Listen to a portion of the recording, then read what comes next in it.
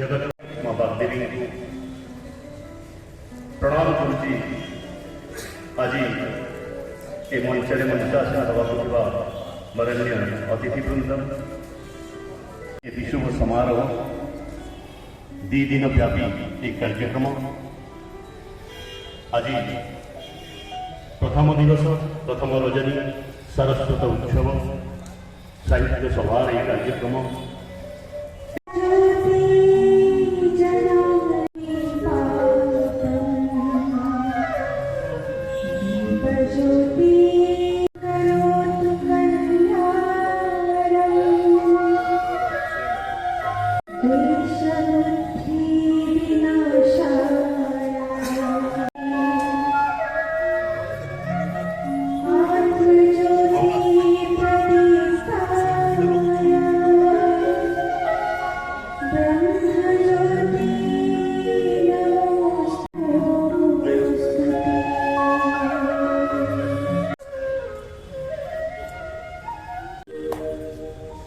समस्त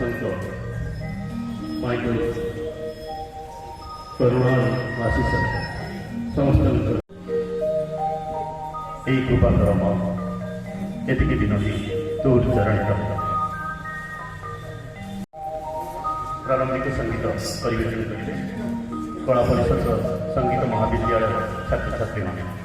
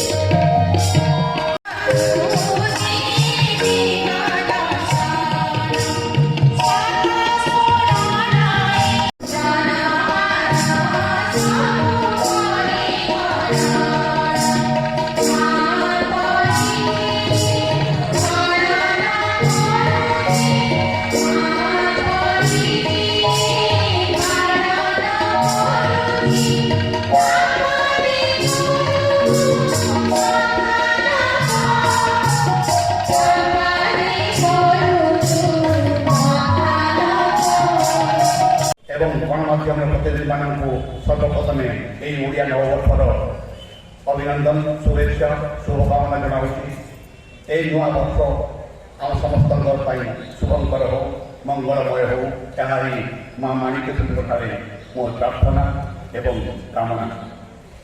ଆମ ସଂସ୍କୃତି କୁହାଯାଏ ଆମର 12 ମାସରେ 13 ପର୍ବ ଏବଂ କହିବାକୁ ଗଲେ ଆମର 13 ପର୍ବରୁ ଆଜି ହିଁ ଆମର ଆଦ୍ୟ ପର୍ବ। ଏଥିପାଇଁ ଆମର এই দিনটা আদ্য পর্ব, যেহেতু এই দিନରେ আমার সেই পঞ্জিকা আଜି দিন ঠাରୁ চলিଥାଏ নূতন পঞ্জিকা। ଆଉ ଯେଉଁ ନୂତନ ପଞ୍ଜିକାରେ ଆଗାମୀ 12 ମାସରେ ବିଭିନ୍ନ ପର୍ବପର୍ବାଣୀର ତିଥି ନକ୍ଷତ୍ର ଦିନବାର ସବୁ ଗଣନା କରାଯାଏ। ତେଣୁ ଏ ଦିନଟି ହେଉଛି ଆଦ୍ୟ ପର୍ବ ଏବଂ ଆଜିର ଦିନ ଆଉ ଗୋଟେ ପଟୁ ଗୁରୁତ୍ୱପୂର୍ଣ୍ଣ। ଆଜି ଆମ ସମ୍ବିଧାନ ପ୍ରଣେତା ବାବା ସାହେବ ଆମ୍ବେଦକରଙ୍କର ମଧ୍ୟ ଜନ୍ମଦିନ। ତେଣୁ ତାଙ୍କୁ ମଧ୍ୟ ଆମେ ଶ୍ରଦ୍ଧାଞ୍ଜଳି କୃତଜ୍ଞତା ଜ୍ଞାପନ କରୁଛୁ। ନାଟକ ଏକାଡେମୀରେ କାର୍ଯ୍ୟ କରିଗଲେ ଯାହାକି ଏ ଜିଲ୍ଲା ପାଇଁ ଅନେକ ଗର୍ବ ଗୌରବ ଆଣିଦେଲା। ଆମର ପୂର୍ବତନ ସଚିବ ଓଡ଼ିଶା ସଙ୍ଗୀତ ନାଟକ ଏକାଡେମୀ ଶ୍ରୀଯୁକ୍ତ ପ୍ରବୋଧ କୁମାର ରଥ ମହୋଦୟ, ଯିଏକି ଆଜି କାର୍ଯ୍ୟକ୍ରମର ଅନ୍ୟତମ ସମ୍ମାନିତ ଅତିଥି, ତାଙ୍କୁ ମଧ୍ୟ ଆମେ ସ୍ୱାଗତ ଜଣାଉଛୁ। ଯେ ଗୋଟେ ସାଧାରଣ ଲୋକ ଆଉ ଯେଉଁ ଗୁଣୀ ବିଦ୍ୱାନ ବ୍ୟକ୍ତିତ୍ୱ ମାନେ ସାମ୍ନାରେ ବସିଛନ୍ତି ତାଙ୍କ ଭିତରେ ଫରକ କ'ଣ? ଆମେ ସମସ୍ତେ ଜାଣୁ ଏଇଟା ଗୋଟେ ସାହିତ୍ୟ ସଭା। ଏ ସମଗ୍ର ସୃଷ୍ଟିକୁ କିଏ ସୃଷ୍ଟି କରିଛନ୍ତି? ପ୍ରଭୁ ଶ୍ରୀ ଜଗନ୍ନାଥ ଶ୍ରୀକୃଷ୍ଣ ସୃଷ୍ଟି କରିଛନ୍ତି। ତେଣୁ ଆମେ ସମସ୍ତେ ଜାଣୁ ଯେ ପୃଥିବୀର ସ୍ରଷ୍ଟା ହେଉଛନ୍ତି ଜଣେ ଭଗବାନ। କିନ୍ତୁ ଯେତେବେଳେ ବି ଆମେ ଏ କଳା ସାହିତ୍ୟ ସଂସ୍କୃତିର କଥା ହଉ, ଆମେ କଳାକାରମାନଙ୍କୁ କହୁ ଦ୍ୱିତୀୟ ଭଗବାନ। କାରଣ ସେମାନେ ଯାହା କରିପାରିବେ ସାଧାରଣ ଲୋକ ସେୟା କରିପାରିବେ। ତେଣୁ ଭଗବାନ ଯେତେବେଳେ ବସିବେ ସାମ୍ନାରେ ଦ୍ୱିତୀୟ ଭଗବାନ ବସିବେ, ସଂଖ୍ୟା ତ ନିଶ୍ଚିତ ଭାବରେ କରିବ, ସମସ୍ତ ଭଗବାନ ହେଇପାରିବେ ନାହିଁ। ତ এই ପରିପ୍ରେକ୍ଷୀରେ ଯେତେବେଳେ ଆମେ ସ୍ରଷ୍ଟା ଆମେ ସୃଷ୍ଟି କରୁଛୁ, ଆଉ ଯେତେବେଳେ ଏଇ ପ୍ରସଙ୍ଗରେ ମୋ ମାଟିର କଥା ଆସିବ, ମୋ ମାଟିର ଐତିହ୍ୟ ପରମ୍ପରା କଥା ଆସିବ, ମୋ ମାଟିର ଗାଥା କଥା ଆସିବ, ସେଇଠି କଳାହାଣ୍ଡି ଲେଖକ କଳା ପରିଷଦର କଥା ଆସିବ, ସେଇଠି ସାହିତ୍ୟ ଚର୍ଚ୍ଚାର କଥା ଆସିବ। ଆସିଲେ ଏହାର ପ୍ରାସଙ୍ଗିକତା ସାମଗ୍ରିକ ଭାବରେ ଆମକୁ ଦେଖିବାକୁ ପଡ଼ିବ। ମୁଁ ଗୋଟେ ଛୋଟିଆ ଉଦାହରଣ ଦେବି। ଆପଣମାନେ ସମସ୍ତେ ଜାଣନ୍ତି ଓଡ଼ିଶୀ 1958 ମସିହାରୁ ଅଛି, କିନ୍ତୁ ଯେତେବେଳେ ଆମେ ତାକୁ ଲିଖିତ ଆକାରରେ ତା ଡକୁମେଣ୍ଟେସନ ଖୋଜିଲୁ, କୌଣସି ଜାଗାରେ ତାର ଡକୁମେଣ୍ଟେସନ ନାହିଁ ଯେ ଓଡ଼ିଶୀ ନୃତ୍ୟ ଶାସ୍ତ୍ରୀୟ ମାନ୍ୟତା ପାଇଛି। এই ପ୍ରସଙ୍ଗ ମୁଁ ଏଥିପାଇଁ ଉତ୍ଥାପନ ଆପଣମାନଙ୍କ ସାମ୍ନାରେ କଲି। ଓଡ଼ିଶୀ ସଙ୍ଗୀତକୁ ଶାସ୍ତ୍ରୀୟ ମାନ୍ୟତା ଦେବା ପାଇଁ ଆମେ ସମସ୍ତେ ଅହର ଉଦ୍ୟମ କରୁଛୁ। ମୁଁ ସଙ୍ଗୀତ ନାଟକ ଏକାଡେମୀର ସଚିବ ଭାବରେ ମୁଁ ଗୋଟେ ଚିଠି ପ୍ରଦାନ କରିଥିଲି ସେଣ୍ଟ୍ରାଲ ସଙ୍ଗୀତ ନାଟକ ଏକାଡେମୀକୁ। ମୁଁ କହିଲି ସାର୍, ଆପଣ ହିନ୍ଦୁସ୍ତାନୀ ସଙ୍ଗୀତକୁ କନ୍ନଡ଼ ସଙ୍ଗୀତକୁ ଶାସ୍ତ୍ରୀୟ ମାନ୍ୟତା ଦେଇଛନ୍ତି, ତାର କିଛି ଲେଖା ଅଛି, ନଥିପତ୍ର ଅଛି? ସେମାନେ କହିଲେ ନା ନା ନା, ଆମ ପାଖରେ କିଛି ନାହିଁ ଏବଂ ଆମର କୌଣସି ପ୍ରୋସିଜର ନାହିଁ କୌଣସି ସଙ୍ଗୀତକୁ ନୃତ୍ୟକୁ ଶାସ୍ତ୍ରୀୟ ମାନ୍ୟତା ଦେବା ପାଇଁ। ତା ପରବର୍ତ୍ତୀ ପର୍ଯ୍ୟାୟରେ ମାନନୀୟ ମୁଖ୍ୟମନ୍ତ୍ରୀ ତତ୍କାଳୀନ ମୁଖ୍ୟମନ୍ତ୍ରୀ କେନ୍ଦ୍ର ସରକାରକୁ ଦେଖିଲେ ଯେ ଓଡ଼ିଶୀ ସଙ୍ଗୀତକୁ ଶାସ୍ତ୍ରୀୟ ମାନ୍ୟତା ଦିଆଯାଉ। On floor the then culture minister କହିଲେ ଯେ ଦେୟାର ଇଜ୍ ନୋ ପ୍ରୋଭିଜନ, ସେମିତି କିଛି ପ୍ରବନ୍ଧ ନାହିଁ, ପ୍ରୋଭିଜନ ନାହିଁ ଶାସ୍ତ୍ରୀୟ ମାନ୍ୟତା ଦେବା ପାଇଁ। ତ ବର୍ତ୍ତମାନ ପ୍ରସଙ୍ଗ କରିବା ମାଲକାନଗିରିରୁ ମୟୂରଭଞ୍ଜ ପର୍ଯ୍ୟନ୍ତ ବରଗଡ଼ରୁ ଆମ ସଙ୍ଗୀତ ଶାସ୍ତ୍ରୀୟ ସଙ୍ଗୀତ, ତାହେଲେ ନେଚୁରାଲି ଶାସ୍ତ୍ରୀୟ ସଙ୍ଗୀତ ହବ। ଯଦି ଓଡ଼ିଶାରେ ହେଲା ତାପରେ ପଶ୍ଚିମବଙ୍ଗରେ ହେବ, ତାପରେ ବିହାରରେ ହେବ। ଏମିତି ଭାବରେ ମାନ୍ୟତାରୁ ମାନିବାରୁ ମାନ୍ୟତା ଆସେ। ମୁଁ କହିବାର ବାହୁଲ୍ୟ ଏଇଆ ଯେ ଆମ କଳାହାଣ୍ଡି ଜିଲ୍ଲାରେ ଯେଉଁ ଲେଖକ ଅଛନ୍ତି, ଯେଉଁ କବି ଅଛନ୍ତି, ଯେଉଁ ପ୍ରାରମ୍ଭିକ ଅଛନ୍ତି, ଯେଉଁ ଅଭିନେତା ଅଛନ୍ତି, ଯେଉଁ ନାଟ୍ୟକାର ନାଟ୍ୟ ନିର୍ଦ୍ଦେଶକ ଅଛନ୍ତି, ତାକୁ ଆମ କଳାହାଣ୍ଡି ମାଟି ମଧ୍ୟରୁ ମାନିବା ଆବଶ୍ୟକ। We must know how to promote each other. We must know how to appreciate each other. ଯେତେବେଳେ ପର୍ଯ୍ୟନ୍ତ ଆମେ ମୋ ସବୁ ଲେଖା ଗୁଡ଼ିକ ପ୍ରକାଶ କରେ। এই ମାଟିର ପାହାଡ଼, ଉତେଇ ନଦୀର ପୁଥେଇ ନଦୀ ବ୍ରିଜ ଉପରେ ମୁଁ ଘଣ୍ଟା ଘଣ୍ଟା ଧରି ମଧ୍ୟରାତ୍ରରେ ଛିଡ଼ା ହେଉଥିଲି। ଜ୍ୟୋତ୍ସ୍ନା ଚର୍ଚ୍ଚିତ ରଜନୀରେ সেই অপরূপ প্রাকৃতিক শোভা সম্ভার ମୁଁ ମୋର କବିତାରେ ହିଁ ସ୍ଥାନ ଦେଇଛି। ତେଣୁ ଏମିତି ମୋର ଗୋଟିଏ କବିତା ନାହିଁ ଯେଉଁଥିରେ ଏହି ମାଟିର ସ୍ପର୍ଶ ନାହିଁ। ଏବଂ ବର୍ତ୍ତମାନ ମୋର ଗୋଟେ ଉପନ୍ୟାସ ପ୍ରକାଶ ପାଇବ। ସେହି ଉପନ୍ୟାସଟି ହେଉଛି ତାର ଟାଇଟଲ ମୁଁ ଦେଇନି କିନ୍ତୁ ଲେଖା ସରିଯାଇଛି, ଶୀଘ୍ର ପ୍ରକାଶ ପାଇବ। ତାହା ହେଉଛି ମଦନପୁର ରାମପୁରରୁ ବେଲଘର ପର୍ଯ୍ୟନ୍ତ ତାର geographical mapping of the novel. ଏବଂ ସେଥିରେ ଯେଉଁ ମାଟି ମନସ୍କ, ଯେଉଁ ମାଟି ପ୍ରତି ମମତା, ଯାହା ଆମେ ଆଜି ସମଗ୍ର ଭାରତୀୟ ସାହିତ୍ୟରେ ବା ଓଡ଼ିଆ ସାହିତ୍ୟରେ ଆମେ ତାକୁ ପ୍ରତିଫଳିତ କରିବାକୁ ଚାହୁଁ। ଆମର ଓଡ଼ିଆ ଭାବରେ ସ୍ୱାଭିମାନ ପ୍ରତିଫଳିତ କରିବା ପାଇଁ ଚାହୁଁଛୁ। ମୁଁ ସେ ଉପନ୍ୟାସରେ ଦେଖିଛି ବେଲଘରରେ ଥିବା କିଛି ଆଦିବାସୀ ପରିବାର ସହିତ ମୋ ସମ୍ପର୍କ ଥିଲା। ମୁଁ ସେଠି ଗୋଟେ ଭାଇ ଥିଲି। ଆଉ ସେମାନଙ୍କର ସେ ଉପନ୍ୟାସରେ ଆପଣ କୁଇ ଭାଷାର ମୁଁ ନିଜେ ବ୍ୟାକରଣ ତିଆରି କରି ଶବ୍ଦ ସବୁ ତିଆରି କରିଛି। ଏଇଟା 3, 4, 5 ବର୍ଷର ଲେଖା। ଆଜି ରହି ତେଣୁ ମୁଁ ଆଜି ସମସ୍ତଙ୍କ ପାଖରେ ଚିରଋଣୀ। ସମସ୍ତଙ୍କୁ ମୋର କୋଟି କୋଟି ପ୍ରଣାମ। ସଙ୍ଗୀତର, ଗୀତର, ପ୍ରକୃତିର ଯେଉଁ ଗୋଟେ ସମନ୍ୱୟ ଅଛି ତାହା ବହୁତ ବିରଳ। ଯେମିତି କୁହାଯାଏ beauty lies in the eyes of the beholder. ଦେଖିବା ସୌନ୍ଦର୍ଯ୍ୟ ସେହି ଲୋକର ଚକ୍ଷୁରେ ହିଁ ଥାଏ ଯେ ସୌନ୍ଦର୍ଯ୍ୟକୁ ଦେଖିଥାଏ। Beauty lies in the eyes of the beholder. ଆଜିର ମୁଖ୍ୟ ଅତିଥି ଶ୍ରୀଯୁକ୍ତ ତନ୍ମୟ କୁମାର ଗରୱାଲ, ଅତିରିକ୍ତ ଜିଲ୍ଲାପାଳ ମହୋଦୟ। ସମୟ ଭିତରେ ଜୀବନଟି ଲମ୍ବା ଜଣାଯାଏ, ଜୀବନଟି ଲମ୍ବା ନୁହେଁ, ଗୋଟେ ମୁହୂର୍ତ୍ତ ମାତ୍ର। ସେ ଭିତରେ ଆମେ ଜୀବନକୁ ଅନୁଭବ କରିବା ଗୋଟେ ସମୟକୁ ଆମେ ଆହ୍ୱାନ କରୁ। ଏଥିରେ ଗୋଟେ ପ୍ରଶ୍ନ ଉଠିବ ଯେ ମହାବିଷୁବ ସଂକ୍ରାନ୍ତିରେ କାହିଁକି ସାହିତ୍ୟ ଆଲୋଚନା କରାଯାଏ? ଏ ଗୋଟେ ମୁଖ୍ୟ ପ୍ରଶ୍ନ। ତାର ଗୋଟେ କାରଣ ହେଲା ଯେ ଆମ ରାମାୟଣରେ ଆମର ଯେଉଁ ଯେତେ ପୁରାଣ ହନୁମାନଙ୍କର ଜୟନ୍ତୀ ସମ୍ବନ୍ଧରେ ଯେଉଁ ପୁରାଣ ଆମେ ସବୁ ପାଠ କରୁ ତାହା ଆମର ସାହିତ୍ୟ। ଏବଂ ଏହି ସାହିତ୍ୟ ସାଧାରଣ ଜନମାନସରେ ଲିପିବଦ୍ଧ ହୋଇ ରହିଛି। ଆମେ ଯଦି ଦେଖିବା ରାମାୟଣ, ମହାଭାରତ ବା ଯେକୌଣସି ପୁରାଣ ଶାସ୍ତ୍ର ଜନମାନସରେ ଲିପିବଦ୍ଧ ହୋଇ ରହିଛି। ଲୋକ ସାହିତ୍ୟ ଜନମାନସରେ ଲିପିବଦ୍ଧ ହୋଇ ରହିଛି। ତା ପାଇଁ କୌଣସି ପୁସ୍ତକ ପ୍ରକାଶନର ଆବଶ୍ୟକତା ନାହିଁ। ମନୁଷ୍ୟର ମନରେ, ସ୍ମୃତିରେ, ପରମ୍ପରାରେ, ସଂସ୍କୃତିରେ ବ୍ୟାପକ ଭାବରେ ଲୋକ ସାହିତ୍ୟ ରହିଛି। କେବଳ ଯେ ଭାରତ ବର୍ଷରେ ଏମିତି ପର୍ବପର୍ବାଣୀରେ ଯେ ସାହିତ୍ୟ ଚର୍ଚ୍ଚା ହୁଏ ବା ସାହିତ୍ୟ ସଂସ୍କୃତି ପରମ୍ପରା ସହିତ ଯୋଡ଼ି ହେଇଥାଏ ତାହା ନୁହେଁ।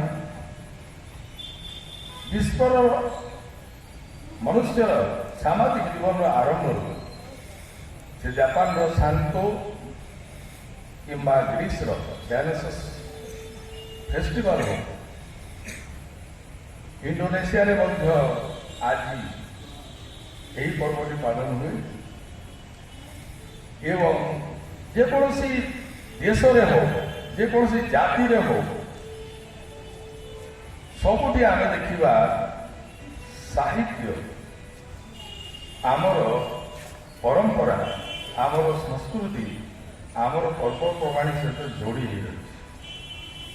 ସର୍ବସନ୍ତୁ ନିରାମୟ ସର୍ବେ ଭଦ୍ରାଣୀ ପଶ୍ୟନ୍ତୁ ମା କଶ୍ଚିତ୍ ଦୁଃଖ ଭାଗ ଭବେ। ଇଏ ହେଉଛି ଆମ ସାହିତ୍ୟ। ବେଦ ଆଉ କିଛି ନୁହଁ। ବେଦ ହିଁ ସାହିତ୍ୟ, ବେଦ ହିଁ କବିତା। যুগ যুগ ধରି ଲୋକେ ମନେ ରଖିପାରୁଥିଲେ ସେଇ ସ୍ୱଚ୍ଛ ଭାବ ସ୍ୱଚ୍ଛ ଶବ୍ଦ। କାହିଁକି ତୁମେ ସାହିତ୍ୟକୁ ଜଟିଳ କରୁଛ? କାହିଁକି ତୁମେ ଏତେ ଉଦ୍ଭ୍ରାନ୍ତ ଚିନ୍ତାଧାରା ଲେଖୁଛ? କୋଉ ପରିବାରରେ ତୁମର ଏମିତି ଦୁଃଖ ଭାସି ଆସୁଛି? ସଚି ରାଉତରାୟ ଲେଖିଲେ ବସନ୍ତ ଆସିଛି ଆଜି କୁକୁଡ଼ାର ହାଡ଼ି ଦୋକାନ। ଇଏ ବସନ୍ତ କିଏ କୁକୁଡ଼ା? ମୁଁ କେନ୍ଦ୍ରାପଡ଼ାରେ କହିଦେବାରୁ ମୋତେ ବାଡ଼େଇ ଦେଇଥାନ୍ତି। ମୁଁ ଯାଇକି ଓଦା ହେଲି। ମୁଁ ସେପଟେ କିଛି ବର୍ଷ ଚାକିରି କଲି, କିନ୍ତୁ ବହୁ କହିଦେଲି। କାହିଁକି ସାହିତ୍ୟ ସେଇ ସତ୍ୟ ଯେତେ କଠୋର ହଉ, ସାହିତ୍ୟ ସତ୍ୟକୁ ହିଁ ଉନ୍ମୋଚନ କରେ। PhD ଏବଂ ଜଣେ ଗବେଷକ ଦିଲ୍ଲୀପ ଉପାଧି ଲାଭ କରିଛନ୍ତି। ପ୍ରଦର୍ଶନ କଳା ବିଭାଗର ସଂଯୋଜକ ଦାୟିତ୍ୱର ସୁଚାରୁ ସମ୍ପାଦନ କରିଆସୁଛନ୍ତି। ଲୋକନୃତ୍ୟକୁ ନୂଆ ଧାର ଦେଇଛନ୍ତି। 2000 ମସିହାରେ ନିଜର ମାନସ ଭାରତ ସରକାର ଓ ରାଜ୍ୟ ସରକାରଙ୍କ ଠାରୁ ଆପଣ ଅନେକ ସମ୍ମାନ ପାଇଛନ୍ତି। ଆପଣ ମଧ୍ୟ ସାଥୀ କଳାକାରଙ୍କୁ ନେଇ ବିଦେଶ ଭାରତୀୟ ଜାତୀୟ ଦିବସ ନୂଆଦିଲ୍ଲୀ ଠାରେ ନିଆରା ଢଙ୍ଗରେ ବଜା ସାଜ ପରିବେଷଣ ସଙ୍ଗୀତ କଳାକୁ ଉତ୍କୃଷ୍ଟ କରିଛନ୍ତି। ଏତଦ୍ ବ୍ୟତୀତ ଏ ଜିଲ୍ଲା ଓ ଜିଲ୍ଲା ବାହାରେ ସୁଦୂର ହରିୟାଣାର ସୋନଭଦ୍ରାରେ ଆନ୍ତର୍ଜାତୀୟ ସାଂସ୍କୃତିକ ମହୋତ୍ସବର ମଞ୍ଚ, କଳାହାଣ୍ଡି ଉତ୍ସବ ତଥା ବିଭିନ୍ନ ମଞ୍ଚରେ ଆପଣ ମଧୁର ସଙ୍ଗୀତ ପରିବେଷଣ ପ୍ରତିଦାନରେ କେବେ କିଛି ଜାଣିନାହାନ୍ତି। ହେ ନିରବ ସାଧକ, ଆପଣଙ୍କ ସାଧନାର ଏ ଓଡ଼ିଶାର ଏହି ମାଟିରେ ନୂଆ ନୂଆ ପାଦ କାଟିଥିବା ସମସ୍ତ କଳାକାରମାନଙ୍କ ପାଇଁ ଆପଣ ଏକ ପ୍ରେରଣାର ଉତ୍ସ ପାଲନ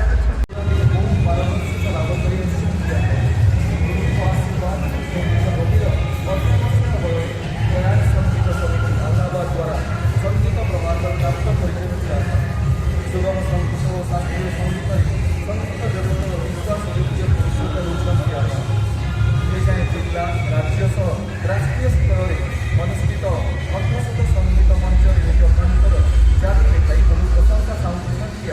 କଳାହାଣ୍ଡି ଲେଖକ କଳା ପରିଷଦ ଭବାନୀପାଟଣା ତାର ବିଶ୍ୱବିଦ୍ୟାଳୟ ଉତ୍ସବ 2025 ପାଳନ ଅବସରରେ ଆପଣଙ୍କ ସଙ୍ଗୀତ ପ୍ରତିଭାର ସମ୍ମାନ ସ୍ୱରୂପ ଆପଣ ବୀଣାପାଣି ଯୁବ ସଙ୍ଗୀତ ସମ୍ମାନ 2025ରେ ସମ୍ମାନିତ କରି କବି ଏବଂ କବୟିତ୍ରୀ, ପ୍ରାବନ୍ଧିକ ଏବଂ ନାଟ୍ୟକାର ସମସ୍ତଙ୍କୁ ମୋର शुभेच्छा ज्ञापन करुँ।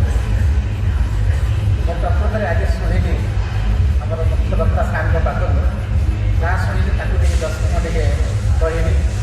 ସାର୍ ଯାହା କହିଛନ୍ତି ଯେ ଆମର ଯେଉଁ ପ୍ରିଭେଲିଂ ସର୍କମଷ୍ଟାନ୍ସେସ୍ ଅଛି, ଆମର ଯେଉଁ କଲଚର୍ ଅଛି, ଆମର ଯେଉଁ ସଂସ୍କୃତି ଅଛି, ତାକୁ ଆମେ ନ ଭୁଲି ପାଶ୍ଚାତ୍ୟ ଜଗତର ସାହିତ୍ୟକୁ ଇମିଟେସନ୍ ନ କରି ଆମେ ଯେତେବେଳେ ଆମର ତା ମୌଳିକତାକୁ ବଜାୟ ରଖିବା, ତାହେଲେ ଆମେ ସୁନ୍ଦର ସାହିତ୍ୟ ସୃଷ୍ଟି କରିପାରିବା।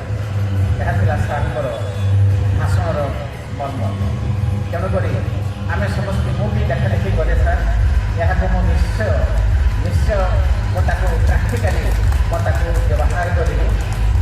ଆଉ ସେ ବି କହୁଥିଲେ ଯେ ସାହିତ୍ୟ ଗୋଟେ ଏମିତି ଜିନିଷ, ଏହାକୁ ପ୍ରାଚୀର ରଖେ ନାହିଁ। There was a smell of internationalism, sense of internationalism in this book. Sir ଯୋଉଟା କହୁଥିଲେ, ଆମେ ଗ୍ଲୋବାଲ, ଆମେ ଚିନ୍ତା କରିବା ପ୍ରତି ଗୋଟେ ମଣିଷ ପାଇଁ, not a single individual or A single section of the people. ତାଙ୍କ ପାଇଁ ଆମେ ଚିନ୍ତା ନ କରି ମାନବ ସମାଜ ପାଇଁ ଆମେ ଚିନ୍ତା କରିବା, ତାହେଲେ ଆମେ ନିଶ୍ଚୟ ଆଳୋକୀ ସାହିତ୍ୟ ସୃଷ୍ଟି କରିପାରିବା।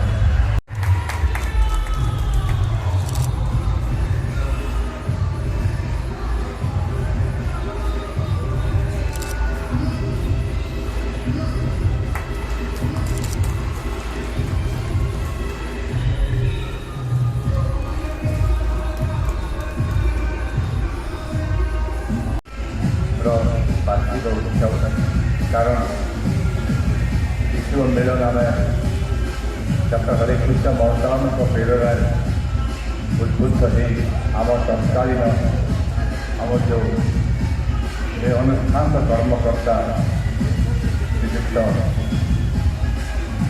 ରାଜବିହାରୀ ବେହେରା, ପରଶୁରାମ ମୁନ୍, ଆମ ନାଟ୍ୟରତ୍ନ ପ୍ରକୃତ ଗଦାଧର ରାୟ, ମୋ ପୂଜ୍ୟ ରାମଚନ୍ଦ୍ର ରଥ ଏବଂ ସେ ସମୟରେ ଯେତେମାନେ ସେମାନେ କରିଥିଲେ ଏହି କଳାହାଣ୍ଡିର ବିଶ୍ୱ ମିଳନକୁ ଆମେ ବିଶ୍ୱ ସଂକ୍ରାନ୍ତି ଆମେ ପାଳନ କରିବୁ ଏବଂ ତାଙ୍କର ପଦାଙ୍କୁ ଅନୁସରଣ କରି ଆଜି ପର୍ଯ୍ୟନ୍ତ ଆମେ ଏସବୁ କିଛି ପାଳନ କରି ଆସିଛୁ।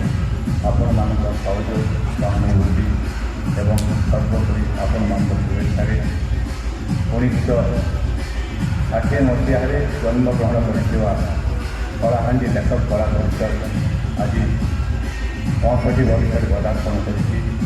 ନାନା ଭାଷା ପ୍ରତିଘାତ ଭିତରେ କଳାହାଣ୍ଡି ଲେଖକ କଳା ପରିଷଦର ତାର ନିଜସ୍ୱ ସଙ୍ଗୀତ ମହାବିଦ୍ୟାଳୟ,